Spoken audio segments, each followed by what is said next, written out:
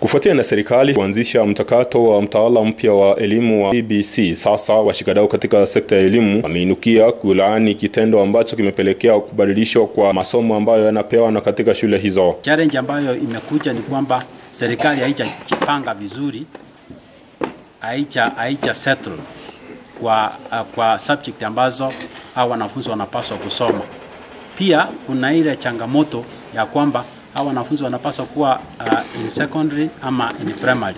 Wamesema kwamba mtaala huo wa elimu wa CBC ulikuwa unafaa kushirikishwa kwa wajuzi ambao wanajua msingi wa elimu na wala sio yeyote ambaye ni kiongozi. Ningeomba kwamba ikiwa wanahitaji kufaulu katika mtaala huu mpya, ni kwamba wanapaswa kuuliza walimu ambao wanafunza wanafunzi. Maana wakileta wale wazee ambao walisoma wakati wa 844 system ambao hawana uzoefu wa masomo haya ya CBC, wataweza kutoa solution ya kujua ni wapi wanafunzi wanapaswa kuwa na wanapaswa kusoma nini. Maana hao walimu wakifunza wanajua penye inapaswa kuwa huu mtaala wa CBC. Kulingana na washikadau wengine, wanadai kwamba ulegevu na utepetepevu ambao umeonekana katika jopo ambalo liliundwa kubadilisha masomo kutoka mwaka uliopita na hadi mwaka huu ni jambo ambalo limeshtua wengi. Ningeomba serikali isiwe kwamba inform hao watu ambao ni wakuu serikalini,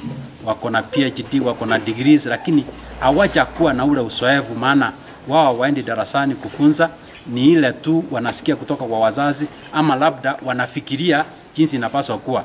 Wanasema kwamba lazima serikali ijipange kuwawanisha wote ambao ni washirikishi wa elimu, washikadau katika sekta ya elimu na wajuzi katika elimu, kurahisisha kutokuwepo na utepetepevu wa kubadilisha masomo kila mara sipo kawaida. Hivyo basi wakiulizia walimu ni changamoto zipi wanapitia wakiwa wanafunza wanafunzi katika mtaala huu wa CBC, watajua vyema ni wapi watarekebisha, ni wapi wataongeza, ni wapi watapunguza.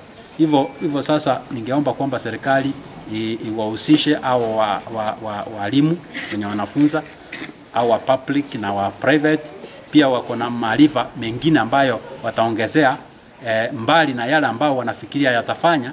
Au walimu pia wataongeza maarifa yao, ndiposa mtaala mpya uweze kufaulu. Ushauri wao ni kwamba ufanisi wa elimu unafaa kushirikisha wote na kwamba ufanisi wa elimu unafaa kuwa kwa msingi wa wale ambao wako na maono mazuri kwa elimu. Nikiripotia Africa Finest TV kutoka eneo la Nyamache, kaunti ya Kisii, jina langu ni Gilbert Kobi.